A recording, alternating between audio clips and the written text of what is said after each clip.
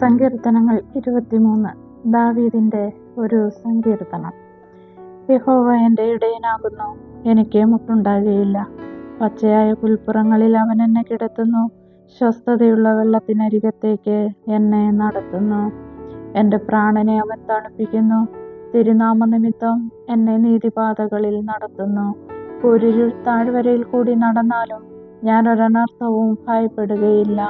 നീ എന്നോട് കൂടി ഇരിക്കുന്നുവല്ലോ, നിന്റെ വടിയും കോലും എന്നെ ആശ്വസിപ്പിക്കുന്നു. എൻ്റെ ശത്രുക്കൾ കാണുക നീ എനിക്ക് വിരുന്നൊരുക്കുന്നു. എൻ്റെ തലയെ എണ്ണ കൊണ്ട് അഭിഷേകം ചെയ്യുന്നു, എൻ്റെ പാനപാത്രവും നിറഞ്ഞു കവിയുന്നു. നന്മയും കരുണയും എൻ്റെ ആയുഷ്കാലമൊക്കെയും എന്നെ പിന്തുടരും. ഞാൻ യഹോവയുടെ ആലയത്തിൽ ദീർഘകാലം വസിക്കും. സങ്കീർത്തനങ്ങൾ 24. ദാവീദിന്റെ ഒരു സങ്കീർത്തനം.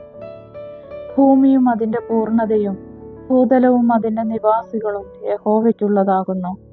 സമുദ്രങ്ങളുടെ മേൽ അവൻ അതിനെ സ്ഥാപിച്ചു, നദികളുടെ മേൽ അവൻ അതിനെ ഉറപ്പിച്ചു. യഹോവയുടെ പർവ്വതത്തിൽ ആർ കയറും? അവൻ്റെ വിശുദ്ധ സ്ഥലത്ത് ആർ നിൽക്കും? വെടിപ്പുള്ള കൈയും നിർമ്മല ഹൃദയവുമുള്ളവൻ, വ്യാജത്തിന് മനസ്സ് വയ്ക്കാതെയും കള്ളസത്യം ചെയ്യാതെയും ഇരിക്കുന്നവൻ. അവൻ യഹോവയോട് അനുഗ്രഹവും തൻ്റെ രക്ഷയുടെ ദൈവത്തോട് നീതിയും പ്രാപിക്കും. ഇതാകുന്നു അവനെ അന്വേഷിക്കുന്നവരുടെ തലമുറ. യാക്കോബിന്റെ ദൈവമേ, തിരുമുഖം അന്വേഷിക്കുന്നവർ ഇവർ തന്നെ. വാതിലുകളെ, നിങ്ങളുടെ തലകളെ ഉയർത്തുവിൻ, പണ്ടയുള്ള കതകുകളെ ഉയർന്നിരിപ്പിൻ. മഹത്വത്തിന്റെ രാജാവ് പ്രവേശിക്കട്ടെ. മഹത്വത്തിന്റെ രാജാവ് ആർ?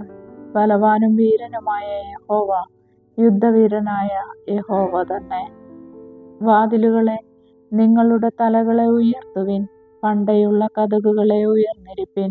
മഹത്വത്തിന്റെ രാജാവ് പ്രവേശിക്കട്ടെ. മഹത്വത്തിന്റെ രാജാവ് ആർ?